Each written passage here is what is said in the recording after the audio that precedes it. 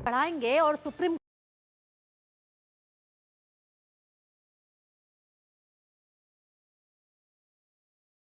Court देखने के लिए आधार कार्ड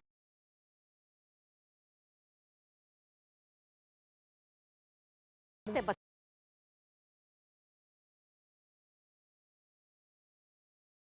है कि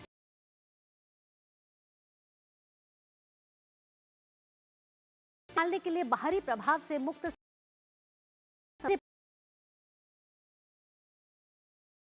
की भी अनुमति दी जाए। कई ओटीटी कंटेंट को लेकर साथ मांगा है जवाब, यानी कि अब ओटीटी पर सुप्रीम कोर्ट अब सख्त है। इसके जरिए बताते हैं कि आखिरकार कंटेंट पर आपको बता दें कि कंटेंट है जो देखने लायक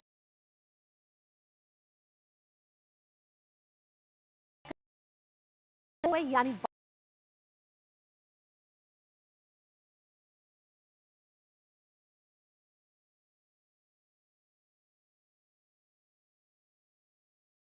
डिसेबल्ड लोग यानी कि दिव्यांग लोगों की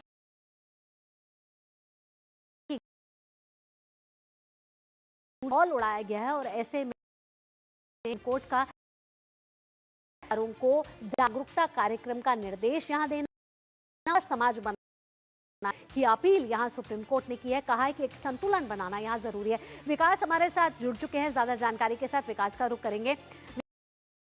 विकास ने जो कल टिप्पणी दी ओटीटी कंटेंट पर, जो कहा इतना जरूरी हो गया है आज के समय में, साथ ही आधार को लेकर जो पायलट प्रोजेक्ट की बात सुप्रीम कोर्ट कर रहा है उसके बारे में ज्यादा जानकारी दीजिए।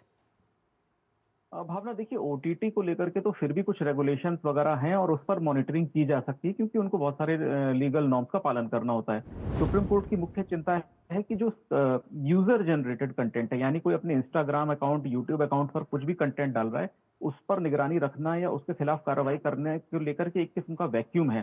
क्योंकि ऐसे मामलों में सरकार को अगर किसी के खिलाफ कार्रवाई करनी भी होती है तो वो पहले जो होस्ट साइट है उसको कम्युनिकेट करना पड़ता है कि इस पर्टिकुलर अकाउंट को बंद कर दिया जाए या इसको सस्पेंड कर दिया जाए। तो वहां पर कोर्ट ये चाहता है कि लोगों के पास अपनी बात कहने के लिए प्लेटफॉर्म है, लेकिन उसका दुरुपयोग बहुत बड़े पैमाने पर हो रहा है।